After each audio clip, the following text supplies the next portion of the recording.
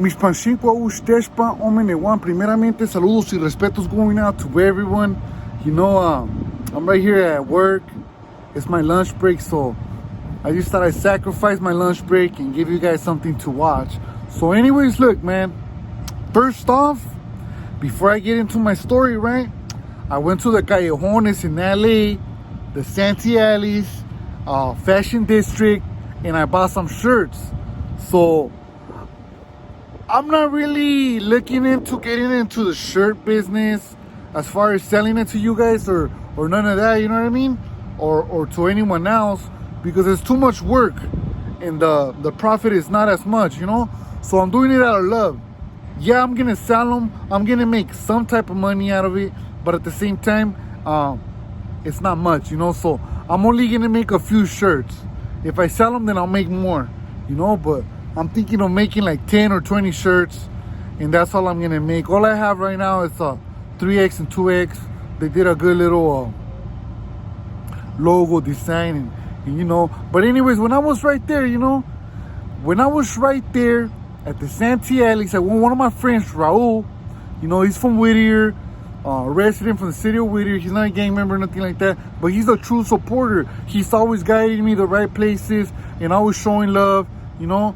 And matter of fact, there was a toy drive in my hood, and he helped out with, I came through with like 20 to 25. He did so too, and you know, like that, we put 50 smiles into 50 kids in my hood, you know. Every toy's a smile for one of the kids. But look, man, check it out. Before you get bored, this is just funny, so I have to say it. And like, I can't just make one video out of it, you know what I mean?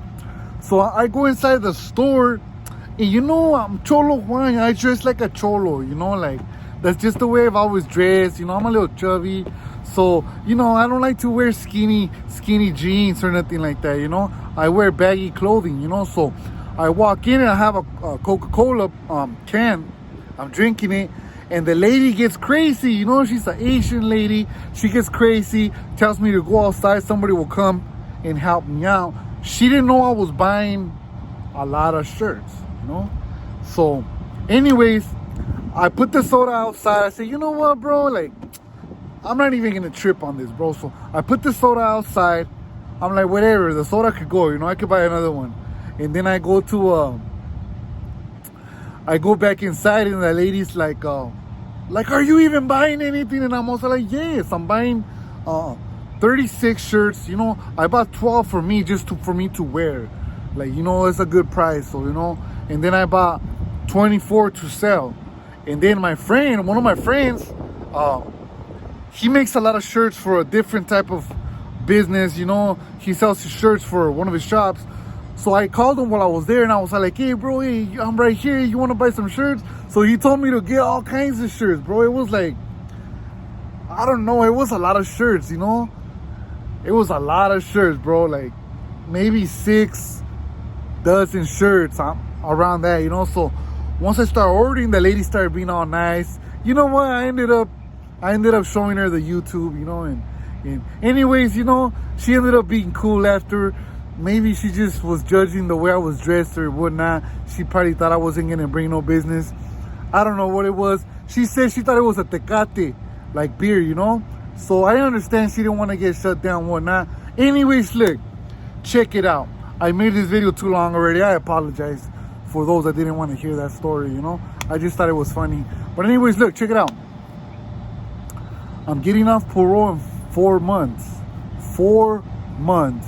Like, that's how long I have on parole. 4 months flat. So, excuse me.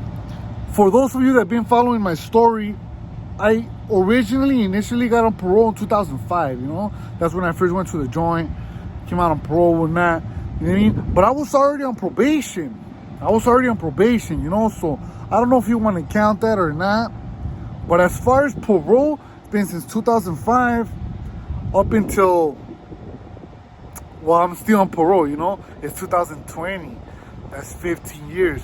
And then we're going into the next year, 2021. That's going on 16 years, bro. 16 years on parole. I haven't been free. I haven't been able to do what I want.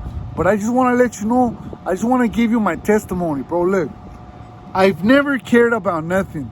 I was always doing all kinds of stuff that got me in trouble, landed me in the pinta for a year, two. The most I ever did was 2 years, until finally in 2012, I struck gold. And you know what? They gave me 19 felonies with 19 gang enhancements. The only reason why I'm not doing life is because I took a deal, first off, and they cannot strike you out in one case. So basically, after 3 strikes, after 2 strikes, all the rest of the gang enhancement, every gang enhancement is a strike. And every single charge had a gang enhancement. So every gang enhancement, bro, after 2, they can't strike you out on it. You know what I mean? For one case.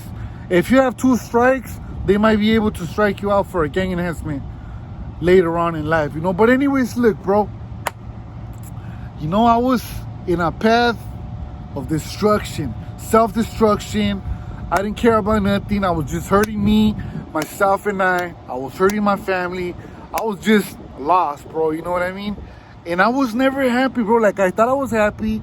I thought it felt good, and finally I get out this time, and I'm still got the mindset, like, I'm going to do this, I'm going to do that. But, as I started, like, meeting, people that are doing good, hyenas that, actually have a career, and, gave me the time of day to, spend like a month of time. I learned a lot, I started going out. I got a job. It was a struggle for like 2 years.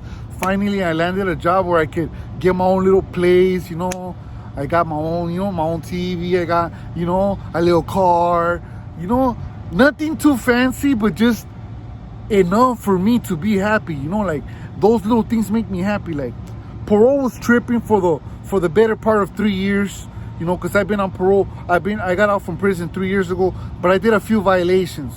So I last got out in February this year, so I just want to let you guys know that this is beautiful.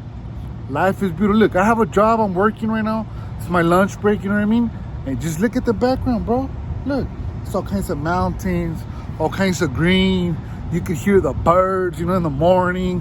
Whatnot, you can see certain type of birds that you're never going to see when you're busted. Like, all that matters to me because I've never seen none of that.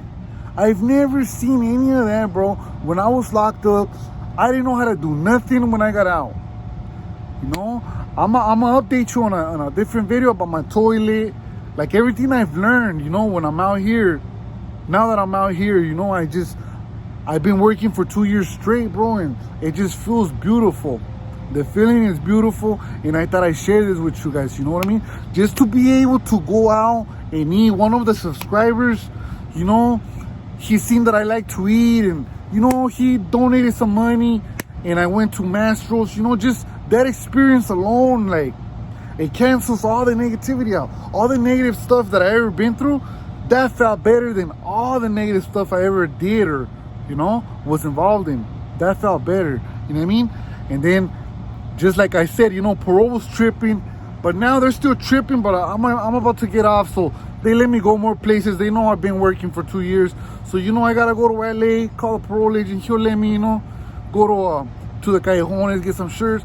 But all that feels good, bro. Not having to be like, I'm not even gonna explain the way it feels when you're locked up, because I guess everybody feels different. But when I was locked up, I always felt like that anxiety, like I can't go out. Like, yeah, I have soups, beans, I have a very strong support system. They've always looked out. But you can't leave. You gotta be stuck right there, bro. So, like I'm telling you, bro, I gotta make this shorter than 10 minutes, because then people, they don't watch the whole thing. And I want you to take everything in, everything I'm telling you. So I just want to let you know that it feels beautiful to be out here. It feels beautiful to have a job, get a check every Friday. You want to go out to eat with your Jainita, you could take her out. It doesn't have to be McDonald's, Jack in the Box. It could be, but it doesn't have to be. You could always go to a nice restaurant, get some tri-tip, get some shrimp, get some lobster, and it feels beautiful. Life is beautiful. You guys take care, stay strong, and you guys already know I'll be coming at you guys soon with more videos.